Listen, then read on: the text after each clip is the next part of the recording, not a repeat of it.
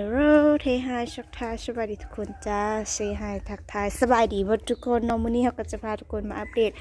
ต้นมังอึหรือว่าต้นฟักทองนั่นเองค่ะอันนี้แมนตัวเที่ยวบุพานเหลืองแล้ว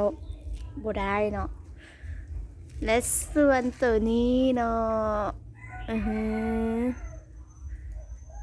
กำลังแบบว่า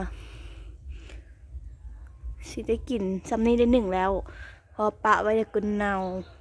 เบิ่งก็ออกเนาะส่วนตัวสิได้กินเป็นตัวนี้เลยจ้านี่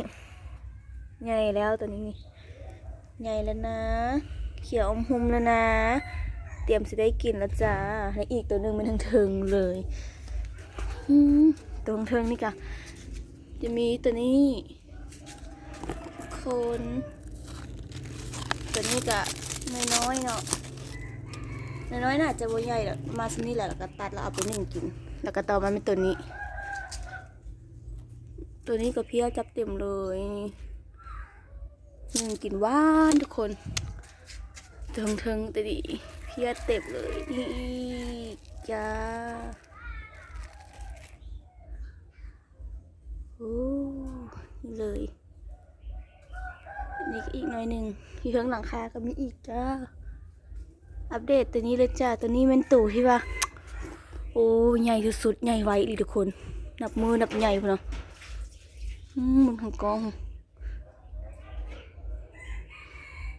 เนื้อบักใหญ่เนาะตัวนี้เราสิได้กินนะได้กินแท้ๆมดเครือเดี่ยวต้นเดียวมันตัวนี้แหละที่ว่าได้กินกายให้แล้วมันโอ้ยเหี่ยวตายไปเลยอัปเดตฟักทองจ้าได้กลิ่นในแท้ตัวนี้นี่ผ่านไปมือหนึ่งสองมือแล้วมันใหญ่แบบไวกระเดียกระดอกเนาะหาต้นไม้เลย เดี๋ยวฮอตมือที่ว่าเขาจะเอามันลงมาแล้วเขาจะอัปเดตมาเลยทุกคนดีใจนะภูมิใจแฮงว่าได้กินย้อนเนาะเม็ดเครือก็มีแต่ตัวนี้แหละแต่ตัวนี้น้อยกันตัวของเธอนี่ตัวนี้แล้วก็ตัวนี้เขาจะได้กินโอเคทุกคนไปก่อนเด้อบ๊ายบาย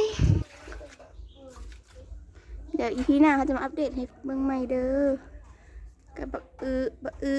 อ